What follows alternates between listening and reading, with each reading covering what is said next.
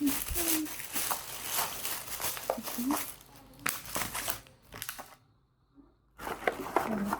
tìm ngay nó vậy bị tha là bòi chè bị tha nhom tơ rô bay đi trong hộp bay đi bay bay có thấy kì xinh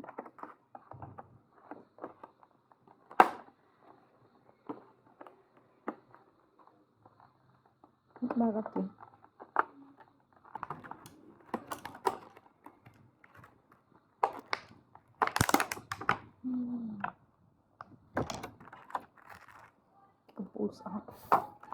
sao bằng con tay vậy mẹ ok